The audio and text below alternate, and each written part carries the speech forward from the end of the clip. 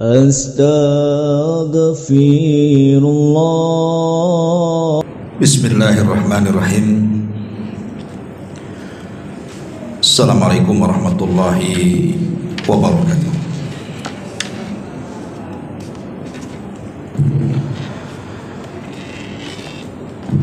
Alhamdulillah,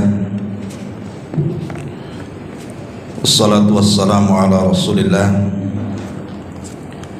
wa ala alihi wa sahbihi wa mawalah wa la hawla wa la quwata illa billahi wa ba'd.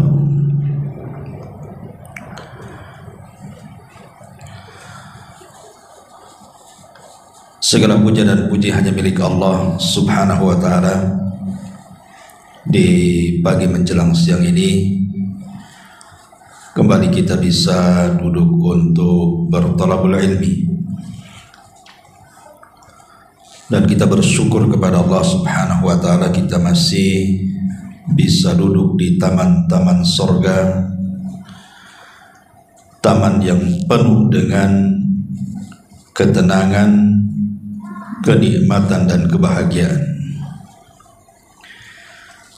Kemudian tak lupa salawat dan juga salam kita hadiahkan kepada Rasul kita Nabi besar Muhammad sallallahu alaihi wa ala alihi wasallam.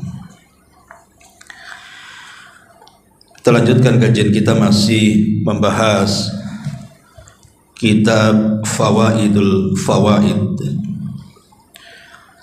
menyelami samudra hikmah dan lautan ilmu, menggapai puncak ketajaman batin menuju Allah subhanahu wa ta'ala. Karya besar Al-Imam Ibnul Qayyim Al-Jauziyah dengan tahqiq Asy-Syaikh Ali bin Hasan Al-Halabi rahimahullahu ta'ala. Dan kita masuk pada bab yang ketiga, hal-hal yang bisa menenangkan batin dan juga mendapatkan kebahagiaan jiwa adalah dengan cara melaksanakan hak bertauhid. Apa itu hak tauhid yang bisa menenangkan jiwa dan membahagiakan raga ini? Ma'asyiral muslimat yang dimuliakan Allah subhanahu wa ta'ala,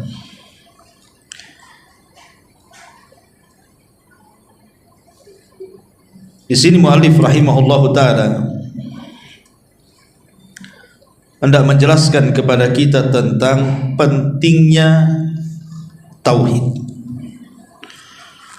Bahkan tauhid inilah yang memiliki peran besar di dalam memancing kebahagiaan seorang muslim. Kita baca dulu perkataan muallif baru kita bentangkan. Berkata Imam Ibnul Qayyim rahimahullahu ta'ala, berbahagialah orang-orang yang mampu menunaikan hak-hak Rabbnya. Ia mengakui kebodohan dirinya, mengakui keburukan perbuatannya, mengakui aib pribadinya, mengakui kelalaiannya dalam memenuhi hak-hak Allah, serta mengakui kezalimannya di dalam interaksi antar sesamanya. Sehingga apabila Allah menghukumnya di dunia karena dosa-dosa yang dilakukannya, ia sadar bahwa hukuman itu semata-mata karena keadilannya, bukan karena kezalimannya. Sementara apabila Allah tidak menghukumnya karena dosa-dosanya, maka ia pun menyadari bahwa itu semata-mata karena rahmatnya, karena kemurahannya, bukan karena perbuatan kita.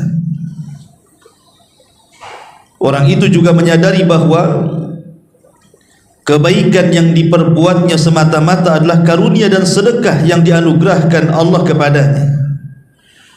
Jika Allah menerima amalannya itu, maka yang demikian termasuk karunia dan sedekah yang lain lagi untuknya. Sedangkan apabila Allah menolaknya, ia menganggap kualitas amal itu memang belum layak dan patut diberikan kepada Allah Azza wa Jalla.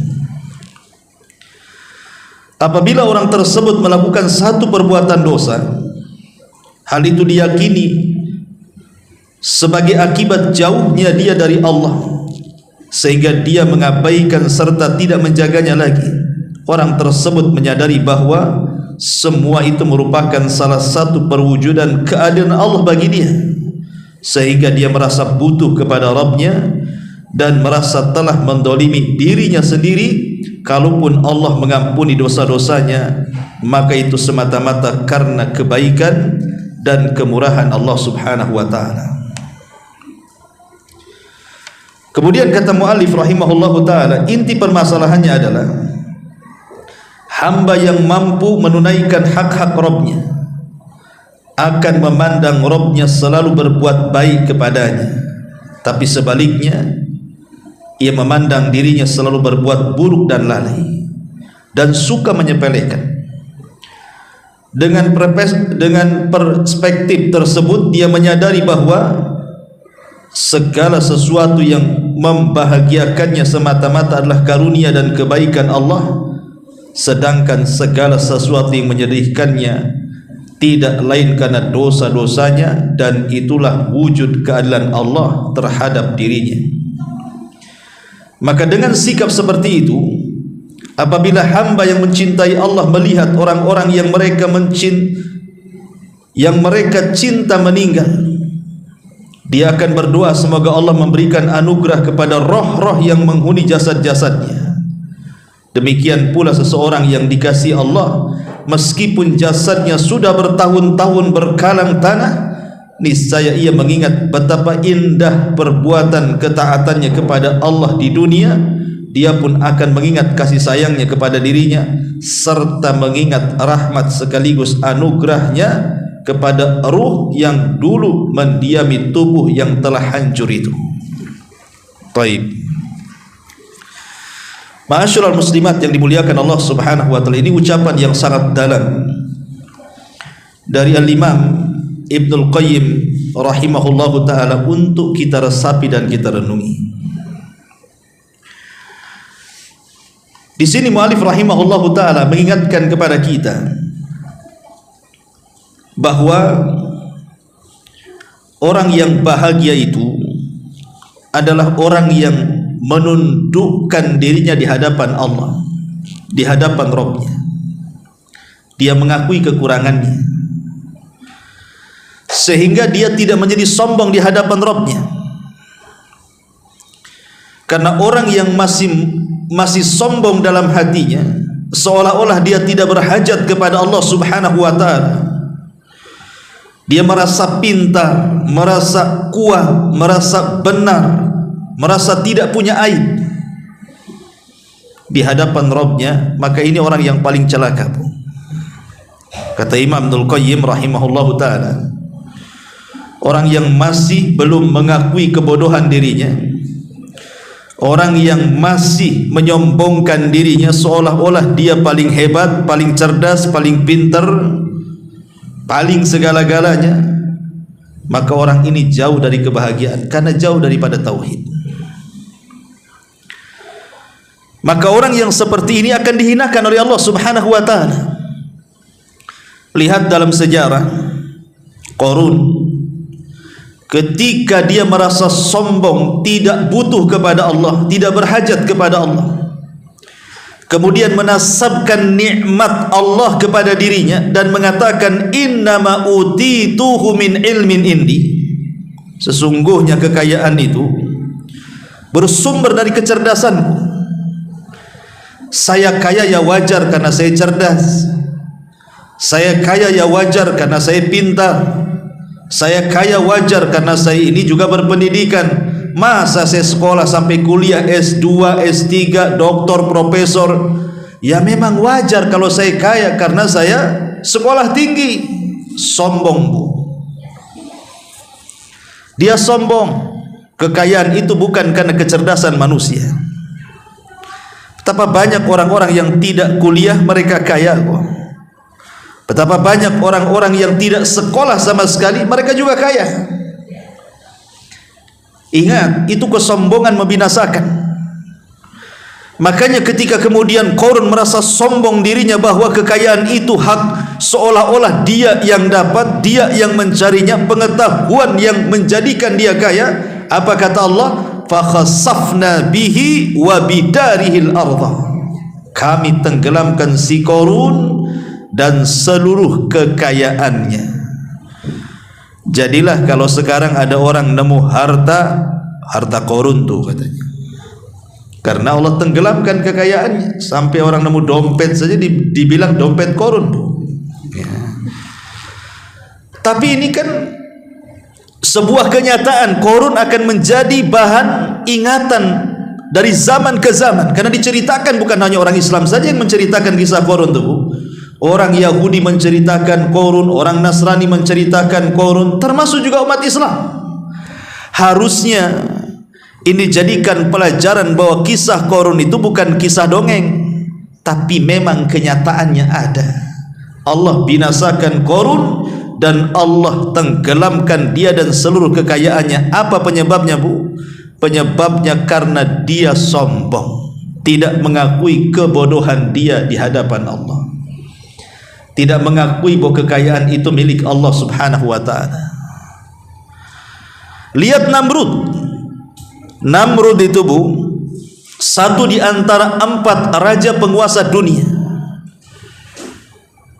Sebagaimana disebutkan bahwa di dunia ini ada 4 raja yang pernah menguasai dunia, 2 mukmin dan 2 kafir. Yang mukmin Dzulqarnain, kemudian juga Nabiullah Sulaiman, dan yang kafir Namrud dan Bukhtun Nasr, raja Babylon Irak. Lah Namrud ini merasa congkak dan sombong di hadapan Allah. Ketika Ibrahim alaihi salatu wassalam mengatakan, sesungguhnya Rabbku yang menghidupkan dan mematikan, apa kata Namrud? Ana uhyi wa umit. Aku juga bisa menghidupkan dan mematikan. Sombong dia, tidak mengakui bahwa yang menghidupkan Allah, yang membinasakan Allah. Dia nasabkan rububiyah Allah kepada dirinya dan mengatakan ana uhyi wa umit. Saya juga bisa menghidupkan dan saya juga bisa membinasakan, kata Namrud. Kemudian karena kesombongannya telah menasabkan rububiyah Allah kepada dirinya, hak-hak yang mutlak bagi Allah dia rampas. Maka Allah Subhanahu wa ta'ala binasakan Namrud dengan cara apa, Bu? Allah sarangkan 1 ekor nyamuk di kepalanya. Bayangkan, Allah sarangkan seekor nyamuk di kepalanya sehingga Namrud merasakan sakit yang tidak ada yang tahu kecuali Allah. Akhirnya dengan nyamuk yang bersarang di kepalanya itulah menjadikan penyebab kematiannya. Bagaimana mungkin Namrud mati sementara dia yang mengatakan ana uhyi wa umit, saya yang menghidupkan, saya yang mematikan. Rupanya dia binasa dengan seekor nyamuk yang Allah kirim. Mana kata-kata dia ana uhyi wa umit, saya bisa menghidupkan, matikan, dia sendiri mati? Itu karena kesombongan, tidak mengakui kebodohan dia di hadapan Allah, tidak mengakui kesalahan dia di hadapan Allah, tidak mengakui keburukan dia di hadapan Allah. Bahkan dia berlaku kezaliman dan sewenang-wenang di hadapan manusia yang lainnya. Na'udzubillah. Begitulah Allah Subhanahu wa ta'ala binasakan Namrud. Siapa lagi? Fir'aun, yang merasa tinggi di hadapan Allah, yang mengatakan ana rabbukumul a'la, saya Rabb kalian yang paling tinggi.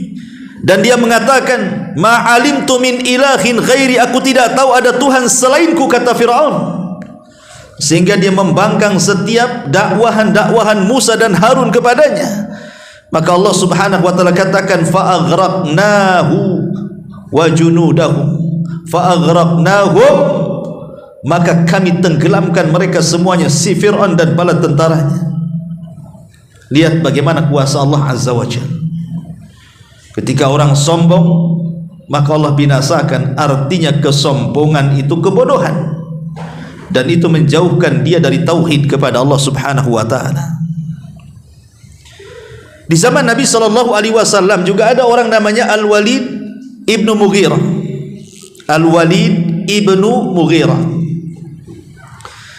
Al-Walid ibnu Mughirah ini, Bu, orang paling kaya di zaman itu. Kaya raya. Kekayaannya terbentang dari Mekah, Mina sampai ke Taif. Hektaran udah nggak kehitung berapa hektar tanahnya itu. Belum kebun kurma di Taif. Kaya sakaya-kayanya si Walid ini. Dan Allah anugerahkan banyak keturunan. Dan anak-anaknya anak-anak yang sukses, yang tidak pernah meninggalkan orang tuanya. Karena hilangnya kebahagiaan orang tua itu kadang-kadang, bukan punya anak banyak kemudian sudah besar menikah kemudian tidak satu rumah dengan kita, kan? Itu salah satu kesedihan, kan? Dari kecil ibu didik anak, ibu rawat, sudah besar kawin, kemudian pergi pula dia sama suaminya. Itu kesedihan orang tua. Tetapi Al-Walid ini dianugerahkan semua anak-anaknya tidak keluar dari rumah bapaknya, karena dia orang kaya. Dia bangga dengan anaknya, dia bangga dengan kekayaannya, dan dia terus meminta kepada Allah Subhanahu wa taala untuk ditambah nikmatnya. Tapi Allah mengatakan, kalla, sekali-kali tidak mungkin Allah menambah lagi kekayaan dan keturunannya. Kenapa? Karena dia mengingkari syariat Nabi SAW setelah dia mengakui kebenarannya. Sombong. Al-Walid sombong, tahu dia kebenaran tapi menolaknya. Maka Allah Subhanahu wa taala ancam Al-Walid dalam surah Al-Mudaththir, sauslihi saqar, kami akan masukkan si Walid ke neraka Saqar, kata Allah. Lah gambaran-gambaran seperti ini, bagaimana Qarun ditenggelamkan ke dasar bumi, bagaimana Fir'aun ditenggelamkan ke Laut Merah, bagaimana Namrud dibunuh dengan seekor nyamuk, bagaimana Al-Walid diancam dengan neraka Saqar.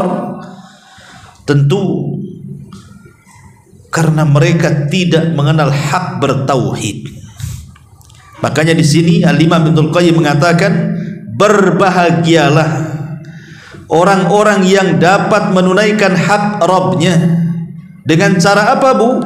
Akui kebodohan kita, akui keburukan kita, akui aib kita, akui kelalaian kita, bahwa kita selama ini masih belum mampu melaksanakan hak dan tuntutan Allah kepada kita.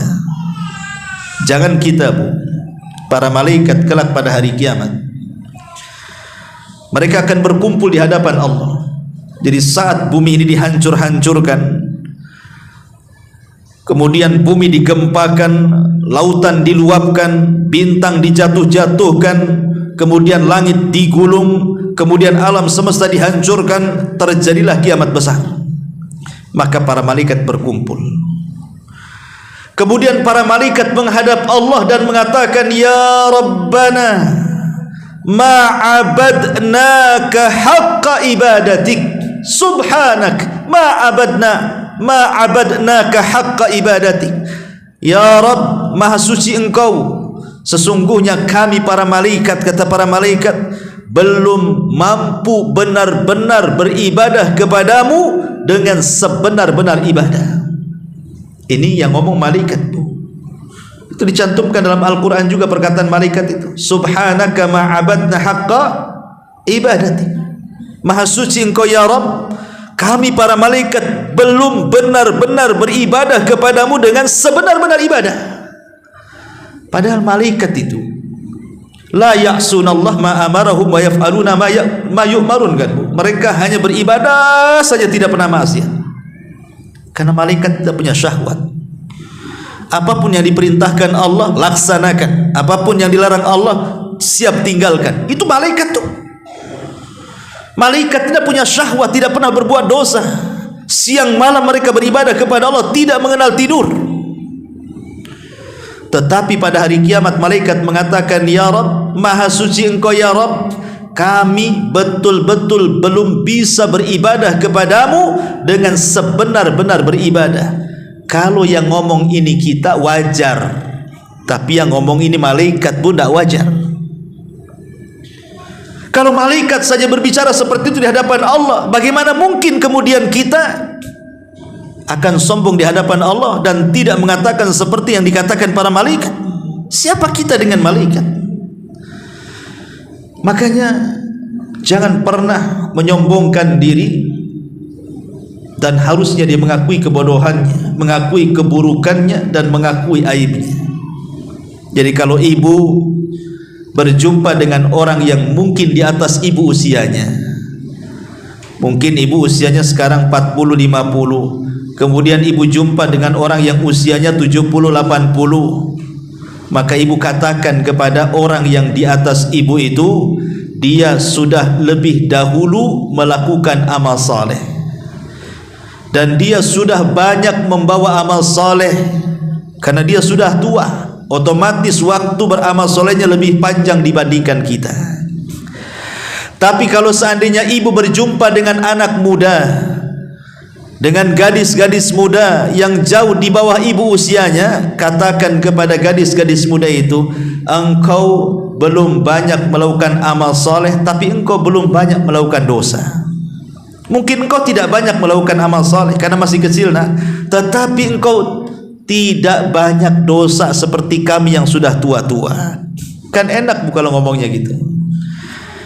Kita hormati dengan yang tua, kita katakan orang tua lebih banyak amalnya daripada kita karena usia mereka lebih panjang dibandingkan kita. Dan kita katakan kepada yang muda, walaupun mereka muda belum banyak beramal saleh, tapi mereka tidak punya dosa sebagaimana yang kita sudah tumpuk-tumpuk dosanya, sehingga kita mengakui kebodohan kita, sehingga kita tidak sombong. Karena sombong itu yang menghilangkan tauhid dan menghilangkan kebahagiaan. Bahaya sombong itu. Kadang-kadang ibu baru beli tas saja, mereknya apa bu, itu jalannya udah miring-miring tuh. Kalau bisa tengok nih, bandrolnya aja belum dicopot, belum digunting tuh, biar tahu. Ya, pakai baju saja sengaja kerahnya itu nggak dimasukkan biar nampak itu mereknya tuh. Kayak Dracula jadinya. Jadi ada orang-orang yang gara-gara tas saja lo bisa sombong. Ada orang gara-gara sandal, ibu baru beli sandal nih, ibu bisa jalankan biasa saja, nggak perlu diketuk-ketukkan ke keramik biar orang tahu ada bunyinya kan bu. Itu sandal bayi itu yang gitu tuh. Ya. Kadang-kadang baru sepatu, baru tas, baru pakaian orang bisa sombong tuh. Cemana ceritanya? Bagaimana kalau seandainya dia punya mobil bagus, rumah mewah, makin lagi jadi Qarun, jadi Fir'aun. Ya. Lah, orang yang bertauhid tidak seperti itu. Orang yang bertauhid itu menyadari kita ini masih bodoh, walaupun umpamanya sudah doktor, profesor. Saya masih bodoh, masih banyak ilmu yang belum saya pelajari. Ya, mungkin dia cerdas dalam segi dunia, sampai doktor, profesor, tapi dengan Allah, di hadapan Allah tidak bisa menyombongkan dirinya. Walaupun sekelas malaikat sekalipun yang tidak pernah maksiat tidak boleh menyombongkan di hadapan Allah. Siapa kita dengan Allah yang memberikan kecerdasan loh Allah. Bayangkan Nabi SAW ketika menceritakan tentang kisah Khidir sama Nabi Musa. Apa kata Nabi Khidir kepada Nabi Musa tatkala berada di perahu? Kemudian dilihatnya ada burung, kemudian nuki, kemudian mengambil air seteguk, kemudian terbang lagi di atas laut, kemudian bertengger di ujung perahu. Kata Khidir kepada Musa, ya Musa, tengok tuh burung itu.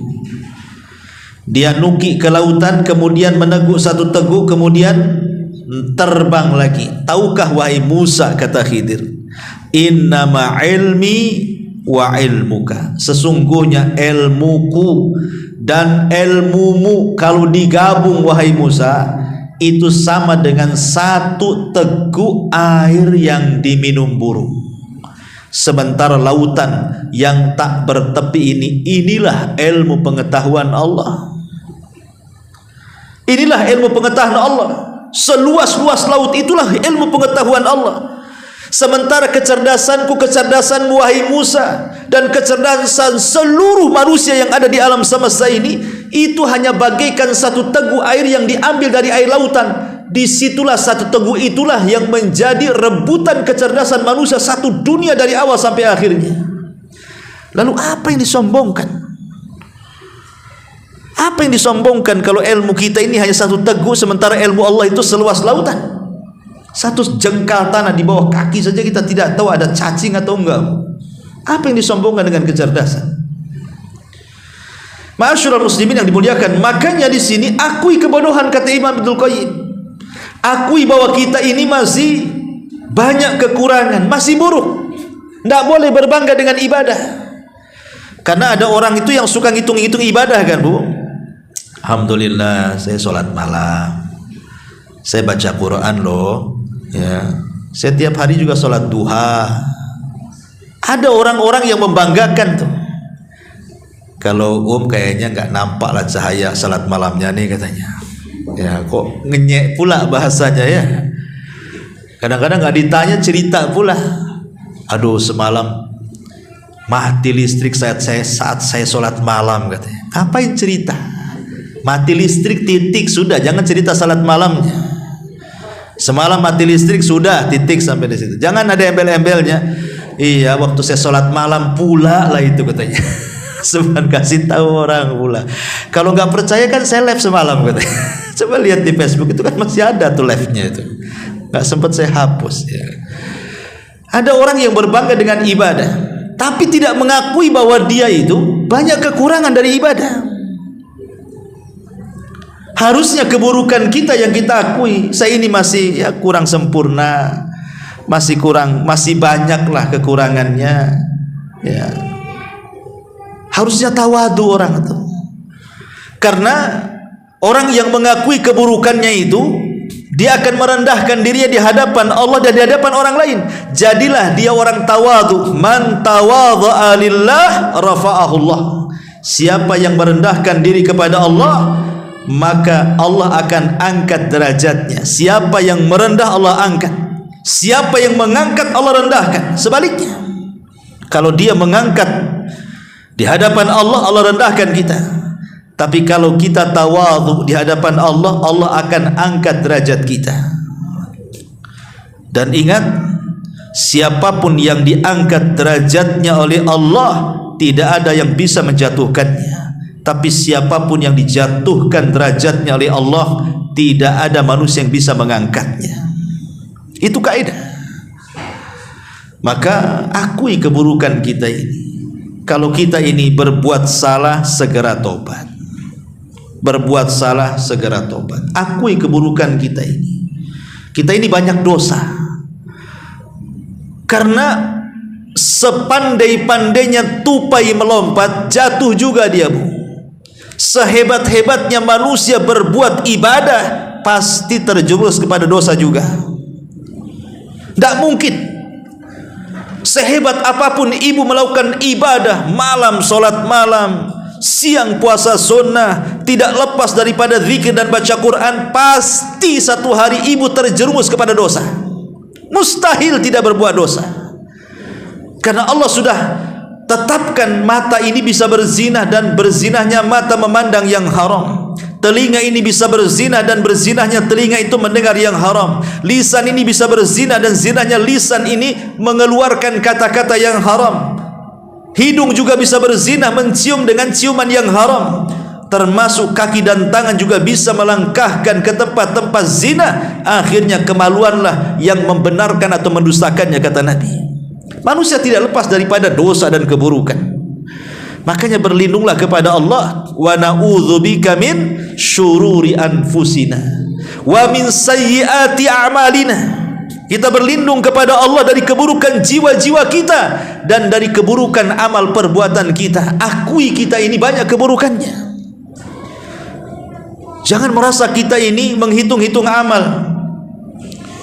Saya sudah sedekah ke sana, saya sudah sedekah ke sini, anak yatim di sana saya sudah sedekahi, masjid ini sudah saya sedekahi, janda yang sana sudah saya sedekahi, mana lagi ya? seolah-olah sudah sempurna sudah sedekahnya itu. Bingung saya kemana lagi saya harus sedekahkan katanya. Jangan menghitung-hitung amal, hitunglah keburukan kita, jangan hitung kebaikan kita. Yang dihitung itu keburukanmu, jangan menghitung kebaikan. Siapapun yang menghitung keburukan, Allah akan jamin tidak mungkin menghilangkan kebaikannya. Lebih banyak hitung keburukan daripada hitung kebaikan. Dan kalau bisa lupakan kebaikan, sebanyak apapun kebaikan yang ibu lakukan, lupakan. Jangan diingat-ingat. Jangan pernah mengingat kebaikan. Karena itu syarat ikhlas adalah ketika dia tidak ingat berapa kebaikan yang dilakukannya. Dan orang yang tidak ikhlas itu adalah orang yang terngiang kebaikannya. Akhirnya dihitung-hitung kebaikannya, akhirnya merasa cukup. Ma'asyiral muslimat yang dimuliakan Allah Azza wa Jalla. Karena gini Bu, dulu di zaman Bani Israel ada anak muda tidak pernah melakukan dosa sejak lahir sampai mati. Siapa di antara kita yang bisa melakukannya? Anak muda ini dari mulai lahir sampai mati tidak pernah melakukan dosa Bu. Dia beribadah terus, ya, tidak pernah sekejap mata pun melakukan dosa. Jadi satu hari anak muda ini diwafatkan Allah Subhanahu wa taala, kemudian diletakkan di depan pintu sorga. Belum masuk sorga, tapi diberdirikan di pintu sorga. Kemudian Allah Subhanahu wa taala katakan kepada anak muda ini, udkhulul jannah bi rahmati. Masuk kau nak ke dalam sorga, masuklah wahai hambaku ke dalam sorga, bi rahmati, dengan rahmatku. Anak muda ini tak mau. Dia mengatakan, ya Rabb, kalau aku masuk ke dalam sorga dengan rahmatmu, apa bedanya aku dengan para pelaku maksiat itu? Mereka bertobat, kau ampuni, kemudian kau berikan rahmat, kau masukkan mereka ke dalam sorga. Aku kan bukan ahli maksiat, aku tidak pernah bermaksiat malah. Kenapa aku harus masuk sorga dengan rahmatmu? Maka Allah mengatakan, baik, lalu apa yang kau mau? Maka anak muda ini mengatakan, masukkan aku ke dalam sorga dengan amalanku, bukan dengan rahmat. Baik, kata Allah, hitung amalan. Berapa amalanmu yang sudah kau dapat di dunia? Dihitunglah amalan dia Bu. Dari mulai dia akil balik sampai dia wafat, dihitung pahalanya tuh. Karena dia tidak pernah maksiat masalahnya. Rupanya pahala sebanyak itu yang dia kumpulkan mulai lahir sampai dia wafat tidak sebanding dengan satu nikmat saja yang Allah anugerahkan kepadanya. Apa itu? Nikmatul basar. Nikmat bisa memandang. Nikmat bisa memandang. Rupanya pahala dia tidak bisa membandingi satu nikmat saja yang Allah anugerahkan berupa nikmatul basar, nikmat bisa memandang. Tapi karena ketakutannya anak muda ini rupanya tidak sebanding dengan satu nikmat Allah, dia pun berteriak, ya Rabb, ampuni aku, masukkan aku ke dalam sorga dengan rahmatmu. Tidak jadi dia minta masukkan sorga dengan amalannya, karena tidak sebanding dengan nikmat Allah Azza wa Jalla. Ma'asyiral muslimat yang dimuliakan Allah Azza wa Jalla, akui keburukan kita, kemudian juga mengakui aib pribadi kita. Ini penting, mengakui aib. Karena manusia ini kadang-kadang sibuk dengan aib orang, tidak pernah disibukkan dengan aib diri sendiri. Setiap manusia itu punya aib. Saya, ibu, siapapun pasti punya aib. Tidak mungkin tak punya aib, ya. Karena kita ini punya aib, dan Allah Subhanahu wa taala dengan rahmatnya, dengan rahmannya, dengan rahimnya menutup aib kita serapat-rapatnya. Karena di antara nama Allah itu Sitir. Allah itu zat yang maha penutup aib. Alhamdulillah, kita bersyukur kepada Allah Subhanahu wa taala, Allah menutup aib kita. Padahal Allah itulah tidak berhajat kepada kita loh Bu. Allah itu tidak berhajat kepada kita. Kita ini miskin, Allah itu kaya. Kita ini bergantung kepada Allah, Allah tidak pernah bergantung kepada kita. Tetapi walaupun demikian, dengan rahmat kasih sayang Allah, Allah masih menutup aib kita. Kalau kita berbuat dosa di siang hari, Allah tutup aib kita di malam hari. Kalau kita berbuat dosa di malam hari, Allah tutup pula aib kita di siang hari. Kata ulama, kalau seandainya setiap dosa Bani Adam itu memiliki bau, tentu tidak ada satupun orang yang duduk di samping kita. Kalau setiap kita manusia berbuat dosa, setelah berbuat dosa itu tercium bau dosa, maka saya yakin tidak ada satu manusia yang duduk di samping manusia yang lainnya. Tapi dengan rahmat Allah, Allah menutup, tidak ada dosa yang berbau. Yang melakukan dosa itu yang tahu hanya dia dengan Allah. Lah karena Allah Subhanahu wa taala sudah menutup aib kita, harusnya kita bersyukur. Karena kemuliaan manusia itu ketika Allah menutup aib manusia lainnya. Jadi kenapa kita mulia, Bu? Kenapa saya masih dihormati Ibu? Kenapa Ibu masih dihormati temannya yang lain? Kenapa coba? Karena aib kita masih ditutup Allah. Kalau aib kita dibongkar Allah, Bu, nggak mungkin Ibu ini undang saya ngaji di sini. Ngapain undang Abu Humairah? Rupanya banyak aibnya itu, nggak pantas dia jadi ustadz tuh. Ngapain dia ngoceh di depan gitu? Kalau Ibu tahu aib saya, nggak mungkin Ibu ngundang saya. Dan kalau saya tahu aib Ibu, saya pun nggak mungkin datang ke sini, Bu. Ya. Tetapi karena Allah tutup aib saya, Allah tutup aib Ibu, Allah tutup aib yang lainnya, akhirnya salinglah manusia menghormati manusia satu dengan yang lainnya. Kenapa? Karena Allah tutup. Sehingga Ibu masih menghormati saya. Sebenarnya Ibu bukan menghormati Abu Humairah, bukan. Tapi Ibu menghormati penutup aib dari Allah, sehingga aibnya Abu Humairah Ibu tidak tahu. Ibu itu sedang menghormati penutup aib yang Allah tutupi kepada saya. Sebagaimana saya hormati Ibu, karena yang saya hormati itu penutup aib Allah, sehingga Ibu tidak diketahui aibnya.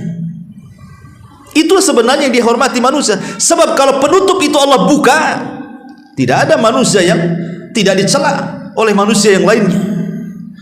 Maka bersyukur, Bu, Allah Subhanahu wa taala masih menutup aib kita. Maka akui aib kita ini kepada Allah. Kita ini masih banyak kekurangan, masih banyak kekurangannya, masih banyak maksiatnya. Akui di hadapan Allah. Itulah bentuk tauhid. Ataupun mengakui kelalaiannya dalam memenuhi hak-hak Allah. Kita ini masih lalai. Kadang-kadang ngaji jam 10, datang pula setengah 11, Bu. Ada yang setengah 11, Bu? Nggak ada, Ustaz, setengah 10. Mana ada, saya jam 10 sudah di sini loh. Ada lalai kita ini. Jelas-jelas tuh jadwalnya jam 10, datangnya setengah 11. Kenapa, Bu? Kok setengah 11 datang? Iyalah, nggak ada hadiahnya. Coba ada hadiahnya. Jam 10 tepat dapat sandal, dapat tas. Bu, nggak diundang orang datang tuh. Nggak usah diumumkan, dari mulut ke mulut saja. Mungkin dari mana penuh, mungkin satu hang ini. Nah, coba saja, Bu, siapa yang ngaji di sini yang tepat jam 10 dapat uang 1 juta. Kira-kira mau datang nggak? Datanglah, Bu. Suami saja nggak segitu ngasihnya kan, Bu. 1 juta pula kan, bisa tambahan belanja tuh. Oke lah, pengajian, nggak ada yang maksa. Namanya pengajian itu kan datang berdosa tidak, tapi kan berpahala. Sholat wajib yang jelas-jelas kalau tidak melakukannya berdosa. Tetap saja orang melalai-lalaikannya kan, Bu. Sampai Allah tegur dalam Al-Quran, fawailun lil musallin. Bayangkan orang sholat saja dicelaka-celakakan sama Allah. Kenapa? Alladzina hum an salatihim sahun. Karena lalai sholatnya. Kita ini masih lalai. Melaksanakan sholat 5 waktu saja belum mampu untuk tepat waktu, belum mampu untuk khusyuk, belum mampu untuk tumaknina, cenderung tergesa-gesa. Kadang-kadang entah apa yang dibaca, yang penting sholat, entah diterima atau tidak. Kadang-kadang ya, kita ini masih lalai berzikir, lalai baca Quran, lalai berbuat baik ibu kepada suami, kepada orang tua, kepada kerabat. Kita ini masih lalai. Masih lalai, akui kelalaian kita kepada Allah Subhanahu wa taala. Jangan merasa kita sudah sudah banyak tabungan. Dari mana? Kita ini makhluk yang lalai. Termasuk juga kata Imam Ibnul Qayyim rahimahullahu taala, mengakui juga kezaliman di dalam interaksi antar sesama kita. Kita ini tidak sadar, Bu, kita sedang mendolimi orang, kita tidak sadar. Kadang-kadang kita belum mampulah untuk menjahit lisan ini. Karena kalau datang ke tukang jahit hanya untuk pakaian saja, belum ada penjahit lisan tuh. Coba kalau ada penjahit lisan, Bu, kan enak. Ya datang, tolong jahit lisan saya, kasih resleting. Jadi kalau mau bicara baru dibuka resletingnya. Lah karena lisan kita ini kadang-kadang tidak, ya namanya lidah tak bertulang ya bahasanya. Kadang ngomong seenaknya saja tuh. Mungkin bahasa kasarnya mulut ember ke mulut jolang itu bahasanya. Antar dua itulah. Kalau yang lebih parah lagi mulut sumur itu Ustaz katanya. Lebih dalam lagi kalau ngomong tuh, nyakiti orang. Itu kan kezaliman yang kadang-kadang kita tidak sadar. Entah dengan tangan kita menulis status, entah dengan lisan kita saat ngobrol kemudian berbincang, entah saat kumpul-kumpul dengan kawan, saat arisan, saat ketemu, saat bermajelis dan begitu seterusnya. Kadang-kadang kita tidak sadar lisan kita mendolimi orang. Makanya kenapa ada doa kafaratul majlis itu, Bu? Supaya ketika ibu ngobrol gitu ya, entah 2-3 orang, mungkin kawannya tersinggung, kita tidak tahu, makanya di sana ada doa kafaratul majlis. Subhanakallahumma wa bihamdika asyhadu an la ilaha illa anta astaghfiruka wa atubu ilaik. Karena saya sudah tutup dengan kafaratul majlis, ya selesai pula kajian kita ya. Jadi intinya bahwa perlu kafaratul majlis itu. Jangan lupa membaca. Walaupun hanya berdua ngomong kafaratul majlis, bertiga walaupun hanya duduk di warung baca doa kafaratul majlis. Jangan pula kawannya mengatakan, kita kan nggak lagi ngaji, ngapain baca kafaratul majlis? Disangka kafaratul majlis itu ketika ngaji saja. Karena kebiasaan ustadz baca itu habis ngaji itu. Ya. Tidak, kafaratul itu artinya untuk mengkafarahi majlis itu ya majlis. Ya majlis itu ya berkumpul, tak 2 orang, 3 orang, 4 orang disebut majlis juga tuh. Itu kadang-kadang kita ini tidak mengakui kezaliman kita sesama kita, atau mengambil hak orang. Betapa banyak orang-orang yang mengambil hak orang dalam dunia perniagaan, bisnis, perdagangan dengan cara menipu yang penting untung, ya kan? Dengan cara berdusta yang penting untung, dengan cara menyebar hoax yang penting untung. Itu ngambil hak orang, zalim itu. Zalim, kezaliman kan umum. Ya, bisa zalim kepada Allah, bisa zalim kepada sesama hamba, bisa zalim kepada diri sendiri, tidak memberikan haknya kepada diri sendiri untuk kesehatan dalam rangka beribadah kepada Allah Azza wa Jalla. Akui kita ini makhluk yang banyak melakukan kezaliman. Akui itu. Kan itu bentuk daripada tauhid. Jangan merasa benar sendiri. Kemudian di sini kata mu'alif rahimahullahu taala, setelah kita mengakui kezaliman kita dalam interaksi antara sesama, sehingga apabila Allah menghukumnya di dunia karena dosa-dosanya, ia sadar bahwa hukuman itu semata-mata karena keadilan. Bu, kalau seandainya Allah takdirkan, Allah berikan hukuman kita di dunia dengan cara banyaknya musibah yang menimpa ibu, entah ibu diuji kesehatannya, entah ibu diuji ekonominya, entah ibu diuji dengan keluarganya, itu kan bagian daripada hukuman tuh.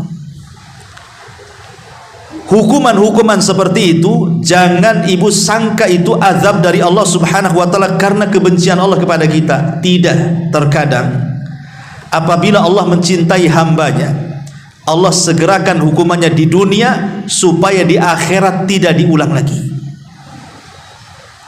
Kenapa demikian? Karena Rasul yang mengatakan, innallaha idza ahabba 'abdan 'ajjala lahu 'uqubatahu fid dunya. Allah apabila mencintai seorang hamba, Allah dahulukan hukumannya di dunia. supaya di akhirat tidak dihukum lagi. Tetapi kalau Allah benci kepada seorang hamba, kata Rasul, sengaja di dunia dienakkan hidupnya, nggak ada masalah dengan kesehatannya, nggak ada masalah dengan bisnisnya, nggak ada masalah dengan usahanya, nggak ada masalah dengan keluarganya, tapi sebagai istidraj saja, nanti pada hari kiamat Allah akan azab seazab-azabnya. Ya kan? Jadi kalau kita memang diuji oleh Allah, jangan-jangan hukuman yang disegerakan Allah kepada kita, beruntung. Makanya ini adalah sebuah keadilan. Allah hendak berbuat adil kepada kita. Sengaja Allah kirim hukuman di dunia untuk tidak diulang di akhirat. Itu kan adil, Bu, bagi seorang mukmin yang beriman. Karena memang bagi seorang yang beriman itu, sorga itu adalah hakikat kebahagiaan, sementara dunia itu sijnul mukmin. Dia adalah penjara bagi orang-orang yang beriman. Kemudian kata mu'alif, sementara apabila Allah tidak menghukumnya karena dosa-dosa tersebut, maka ia menyadari bahwa itu semata-mata karena karunia-Nya. Kita ini berjalan dari dua kata, adlullah wa rahmatuhu, di antara keadilan dan rahmat Allah Subhanahu wa taala. Jadi kalau seandainya Allah Subhanahu wa taala hukum kita di dunia, itu karena keadilannya. Tapi kalau Allah tidak menghukum kita di dunia, maka boleh jadi itu rahmatnya. Di akhirat, kalau Allah memasukkan manusia ke dalam neraka, itu karena keadilannya. Tapi kalau Allah masukkan orang ke dalam sorga, itu karena rahmatnya, bukan semata-mata amalnya. Itulah bedanya keadilan di dunia dengan keadilan di akhirat. Ya, ma'asyiral muslimat yang dimuliakan Allah Azza wa Jalla. Maka kata Imam Ibnul Qayyim, orang itu harus menyadari bahwa kebaikan yang diperbuatnya semata-mata karunia. Jadi kalau ibu melangkah ke tempat ini bisa ngaji kan? Saudara kita tidak bisa ngaji. Ibu bisa bangun malam kemudian sholat malam. Ibu bisa puasa Senin Kemis kemudian berpuasa Senin Kemis. Ibu bisa berzikir dan baca Quran. Ingat, ibu bisa ini, bisa itu dalam beribadah, itu semua karena kebaikan Allah. Karena begini, ingat, kalau Allah Subhanahu wa taala sudah mencintai ibu, kalau Allah mencintai ibu, maka Allah Subhanahu wa taala akan menggerakkan lisan, badan dan hati ibu untuk mengingat Allah Subhanahu wa taala. Tanda Allah cinta kepada ibu adalah Allah gerakkan lisan ibu, Allah gerakkan hati ibu, Allah gerakkan badan ibu untuk beribadah dan mengingat Allah. Tapi kalau Allah benci kepada ibu, kalau Allah benci kepada ibu, maka Allah buat ibu lupa kepada Allah. Allah buat ibu lupa lisannya, hatinya dan badannya untuk bergerak mengingat Allah. Bersyukurlah, Bu, kalau ibu masih datang ke pengajian, masih bisa sholat malam, masih bisa sholat duha, masih bisa zikir, bisa baca Quran. Itu tanda Allah masih sayang dengan kita, karena kita masih diingatkan dengan Allah Subhanahu wa taala. Dan itu karunia dan kebaikan Allah. Kita masih disayangi Allah Subhanahu wa taala. Maka di sini kata Imam Ibnul Qayyim, orang itu juga menyadari bahwa kebaikan yang diperbuatnya semata-mata adalah karunia dan sedekah yang dianugerahkan Allah kepada kita. Allah masih berikan sedekah dan anugerahnya sehingga kita masih bisa beramal soleh. Ya. Kemudian jika Allah menerima amalannya, maka yang demikian itu termasuk karunia dan sedekah dia juga. Jadi kenapa kita bisa beramal? Itu karena pertolongan Allah. Kenapa kita bisa masuk surga? Itu karena rahmat dari Allah. Kalau Allah tidak menolong kita, tentu Allah tidak akan berikan rahmat kepada kita. Tapi ketika Allah mampu menolong kita sehingga kita mudah beribadah, maka Allah berikan rahmat kepada kita di dunia dan di akhirat. Kemudian sedangkan apabila Allah menolaknya, ia menganggap kualitas amal itu memang belum patut ditujukan kepadanya. Inilah orang tawadhu.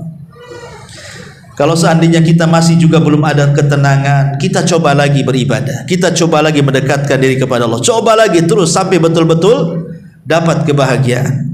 Mungkin kita masih belum layak. Ibu berdoa kepada Allah, ya Allah, saya masih ngontrak, ya. Pengenlah punya rumah kayak si kawan itu, tapi tak kunjung-kunjung punya rumah, masih ngontrak saja. Maka ibu katakan, mungkin saya belum layak mendapatkan rumah. Kan enak bu, ya. Nengok kawannya pakai tas bagus, pakai sandal bermerek, pakai baju, cadar banana, apa namanya tuh. Ya Allah, aku juga pengen kayak dia. Ya. Tapi suami juga ngasih uang tak bisa ditabung-tabung, sedikit 2.000 pun tak bisa nabung. Yang ada tekor. Maka ibu katakan, ya mungkin saya belum layak dapat itu. Kan tenang bu, ya. Kalau ibu mengadu kepada Allah, saya belum layak dapat itu, saya belum layak dapat ini, tenang hati ini bu. Kalau itu perasaannya kan, mungkin saya belum layak, mungkin saya kurang ini kurang itu, atau mungkin Allah berkehendak lain. Wa asa an taqra'u syai'an wa huwa khairul lakum, boleh jadi yang kita anggap jelek itu baik pula bagi Allah. Mungkin kalau seandainya kita jadi kaya, makin kufur pula lala saya. Kalau saya jadi kaya kayak dia, punya mobil, punya rumah, mungkin tak pernah lagi lah singgah di pengajian. Mungkin nasi kuliner ke Barelang aja tiap hari tuh. Ya, boleh jadi seperti itu. Alhamdulillah lah saya tidak punya ini punya itu, sehingga saya tidak banyak maksiat, tidak banyak jalan, masih bisa lah datang ke sini ngaji, gitu maksudnya. Ya, jadi perasaan-perasaan seperti ini kalau kita tanamkan bu, enteng hidup ini, bahagia. Mungkin saya belum layak, belum pantas, ya. Belum pantas. Nanti kalau sudah waktunya mungkin Allah juga akan kasih. Ya. Enak bu. Nah, itu kalau memang punya perasaan seperti itu. Tapi kebanyakan manusia itu kadang-kadang tasahud itu yang tak tahan. Kenapa sih kok dikasih itu ya Allah, kenapa saya tidak? Ya. Ada apa dengan saya ini? Salah apa saya Allah? Dia sholat duha, saya pun sholat duha kok. Dia sholat malam, saya lebih rajin lagi. Kenapa kau berikan dia lebih, aku pun tidak? Itu yang bahaya tuh. Ya, kalau orang sudah membanding-bandingkan ibadah, merasa lebih tinggi, kemudian perasaan permintaannya belum dikabulkan, akhirnya dia tasahud, menyalahkan Allah. Kenapa asik dia saja, kenapa saya tidak? Kenapa asik orang itu, kenapa saya tidak? Kenapa orang itu senang, kenapa saya susah? Kenapa anak orang begini kepada anak saya? Itu tidak bisa itu. Kalau orang yang seperti itu hidupnya nggak pernah bahagia bu. Tapi orang yang selalu mengatakan, mungkin saya belum layak, belum patut, ya, kan enak itu bahasa-bahasa seperti itu, ya. Karena apabila orang tersebut melakukan satu perbuatan dosa, hal itu diyakininya sebagai akibat jauhnya dia dari Rabbnya, sehingga dia mengabaikan serta tidak menjaganya lagi. Orang tersebut menyadari bahwa semua itu merupakan salah satu perwujudan keadaan Allah bagi dirinya, sehingga ia merasa butuh terhadap Rabbnya, dan mereka telah mendolimi dirinya sendiri. Maksudnya begini bu, jadi ada orang, ya, yang merasa bahwa banyak sekali masalah-masalah yang ditimpakan Allah kepada orang tersebut. Ingat, kegelisahan manusia, kegundahan manusia, kebingungan manusia, stresnya manusia, itu salah satu penyebab terbesarnya adalah dosa. Salah satu penyebab orang stres, orang bingung, itu adalah dosa. Termasuk juga orang malas ibadah. Kenapa saya malas ibadah, sholat 5 waktu ogah-ogahan? Kenapa saya sholat malam susah kali bangun? Kenapa saya sholat duha susah kali mau sholat duha ini? Baca Quran pun tidak, zikir pun susah. Ulama mengatakan bahwa salah satu penyebab orang malas ibadah karena tertutupnya hati. Dan tertutupnya hati itu karena dosa yang melekat dalam badannya. Maka mu'alif rahimahullah ta'ala ingin katakan, kalau Allah subhanahu wa ta'ala sudah mulai menutup hati kita, kemudian kita mulai malas beribadah kepada hati-hati, berarti dosa itu sudah mulai merambat pada jiwa kita, sehingga melemahkan semua persediaan kita, dan kita malas dan lemah untuk ibadah. Lawan kalau yang seperti ini, lawan. Ustaz, saya sudah melawan nih, saya setiap maksiat langsung tobat, tapi besok maksiat lagi. Kemudian saya nyesal, tobat lagi, besoknya pula maksiat lagi. Jadi saya ini bukan tobat Ustaz, tomat itu namanya. Habis tobat kumat, ya. Macam mana nih? Kalau ada orang yang bertobat maksiat, bertobat maksiat, bertobat maksiat, apa enggak bermain-main dengan Allah? Maka para ulama mengatakan, Bu, kalau kita belum bisa bertobat dengan taubatan nasuh, betul-betul menjauhi dosa, tetap tobat itu kita butuh. Kata ulama, satu, kalau kita berbuat dosa, segera tobat, jangan ditunggu-tunggu, walaupun besok maksiat lagi. Jadi maksiat yang sekarang cepat istighfar. Pamannya ibu nih hari ini ghibah, menggibah saudaranya dengan asyiknya menggibah gitu kan, sampai lupa kiri kanan, maka langsung Bu, astagfirullah, kok kenapa saya gibah tadi? Nggak apa-apa Bu, hari ini tobat dulu, walaupun besok gibah lagi, ya. Tapi yang gibah hari ini cepat tobat. Jangan kemudian malah sengaja estafet, gibahnya sudah dulu ya, besok kita sambung lagi ya. Nah ini nggak beres nih, ya. Jadi dosa yang sekarang dilakukan, tobat sekarang. Kalau besok terjerumus lagi ya tobat lagi, besok itu terjerumus lagi, tobat lagi. Begitu maksudnya. Ini yang pertama. Yang kedua, kalau kita berbuat dosa hari ini, entah hari ini kita ghibah, hari ini kita namimah, hari ini kita berbuat zalim, hari ini kita nyakiti orang, hari ini kita mengambil hak orang, hari ini saya begini begitu macam-macam, maka hitung kesalahan yang ibu lakukan hari ini, imbangi dengan perbuatan baik yang jumlahnya sama dengan keburukan yang ibu lakukan. Ibu ini ghibah, langsung ibu berzikir, saya harus zikir subhanallah 100 kali karena saya sudah ghibah tadi pagi, ya. Oh, saya tadi sudah menghina orang, saya harus istighfar 100 kali untuk imbangi dosa yang menghina orang itu. Jadi kalau bisa satu hari ini berdosa, imbangi juga satu hari dengan pahala Bu, supaya balance, ya. Jangan ditumpuk-tumpuk, karena barang siapa yang mengikuti keburukan dengan kebaikan, maka kebaikan itu akan menghapuskan keburukan. Ini yang kedua Bu, yang harus ibu lakukan. Kemudian yang ketiga, yang ibu harus lakukan juga, ibu harus betul-betul taubatan nasuha. Jujurlah ibu taubatnya itu, jujur betul-betul, sebenarnya saya tidak mau gibah itu, tapi kok masih terjerumus lagi, pokoknya saya tidak mau lah, besok kalau bisa janganlah. Nah, jadi betul-betul jujur, walaupun setelah besok kemudian gibah lagi, ya itu bukan urusan kita, ya kita tobat lagi, ya Bu ya. Kemudian juga yang terakhir, jangan putus asa dari rahmat Allah. Jangan putus asa dari rahmat Allah. Seberapa besar dosa kita pun, kalau kita membawa tobat kepada Allah Subhanahu wa taala, pasti Allah Subhanahu wa taala akan ampuni. Intinya kata Imam Ibnul Qayyim, hamba yang mampu menunaikan hak-hak Rabbnya akan memandang Rabbnya selalu berbuat baik kepadanya. Tapi sebaliknya, orang-orang yang tidak mentauhidkan Allah, pasti dalam hidupnya selalu memandang Allah itu tidak baik kepadanya. Maka kalau dalam hati kita Bu, dalam hati saya, dalam hati ibu, dalam hati siapapun yang mendengarkan kajian ini, mulai buruk sangka dengan Allah, berarti tauhid kita masih dipertanyakan. Kenapa ya Allah, kok hidup saya seperti ini terus ya? Kenapa suami saya jahat terus sama saya? Kenapa anak-anak ini nakal? Kenapa saya tidak seperti dia? Ya Allah, haruskah kau perlakukan saya seperti ini? Mana keadilanmu? Mana kebaikanmu? Ini hati-hati. Kalau dalam hati kita sudah kemudian memandang keburukan dari Allah kepada kita, berarti tauhid kita dipertanyakan. Tapi kalau orang itu qanaah, redha dengan pemberian Allah, sedikit alhamdulillah, banyak alhamdulillah, dipuji tidak besar kepala, dicela pun sama saja, diberikan nikmat banyak dia bersyukur, diberikan azab pun ataupun bala dia bersabar.